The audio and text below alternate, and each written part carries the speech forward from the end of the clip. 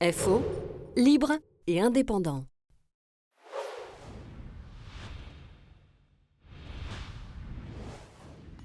Tout d'abord, souffrir au travail n'est pas normal.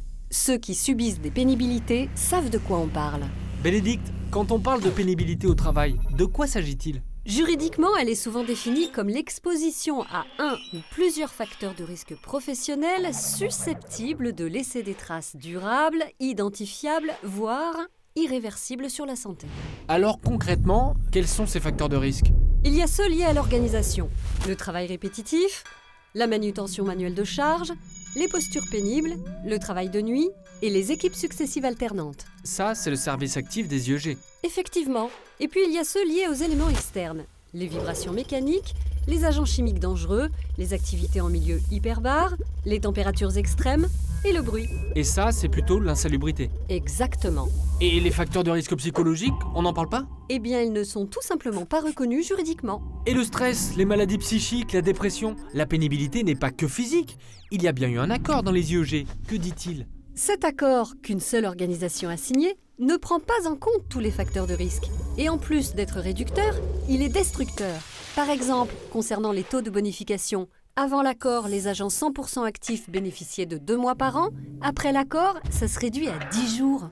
Depuis, les agents postulent moins, par crainte de perdre leur bonification. Mais surtout, silence radio sur l'aspect psychologique. Et c'est aussi pour ça qu'FO n'a pas signé cet accord. Ça veut dire qu'aujourd'hui, on ne reconnaît pas la pénibilité psychologique ? Elle entraîne au moins autant de maladies que les facteurs physiques, non ? Et des arrêts de travail aussi. Parce que soi-disant, ça coûterait trop cher. FO conteste ce prétexte et rappelle ce principe fondamental. Travailler pour gagner sa vie, oui, pas pour l'abîmer. Et sur les 9 causes d'arrêt de travail recensées, les troubles mentaux et du comportement sont la 2e cause. Ils viennent juste après les troubles musculo-squelettiques. Mais alors la pénibilité psychologique, on en parle quand ?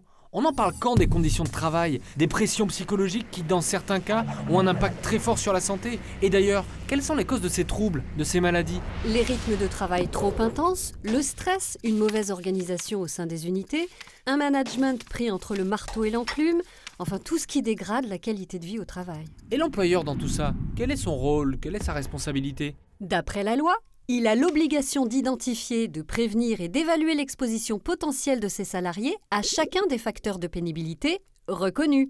Et le CHSCT, il sert à quoi ? Il est là pour apporter son expérience du terrain. Il a pour mission d'analyser les risques, les conditions de travail et l'exposition des salariés à tous les facteurs de pénibilité. Les membres FO en CHSCT s'attachent d'ailleurs à impulser cette obligation légale. C'est quoi la solution ?